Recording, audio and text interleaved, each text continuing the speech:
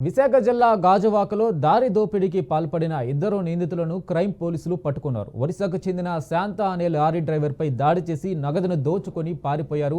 బాధితుడు ఫిర్యాదు మేరకు రంగంలోకి దిగిన పోలీసులు దొంగలను అరెస్టు చేశారు. నిందితుల వద్ద నుంచి కొంత నగదు, సెల్ ఫోన్లు స్వాధీనం చేసుకున్నట్లు క్రైమ్ ఏడీసీపీ మోహన్ రావు తెలిపారు.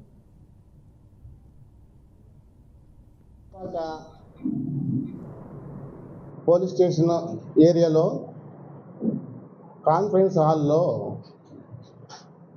హాజరైన ప్రియమైన పాత్రికేయ మిత్రులకు, సోదరామ్మలకు అందరికీ నమస్కారం. ఈరోజు ఈ కాన్ఫరెన్స్లో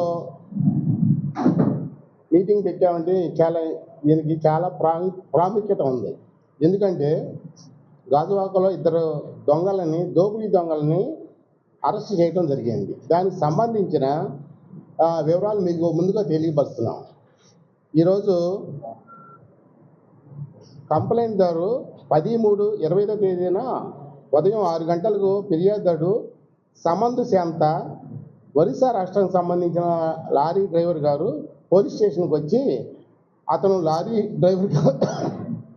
డ్రైవర్గా పనిచేస్తున్నట్టు, అదే రోజు తెల్లవారుజామున ఉదయం 2 గంటల నుంచి 3 గంటల మధ్యలో తన లారీ సర్దార్ నెస్ట్ అపార్ట్మెంట్కి వెళ్ళే దారిలో పార్క్ చేసి ఉన్నప్పుడు ఇద్దరు గుర్తు తెలియని వ్యక్తులు బైక్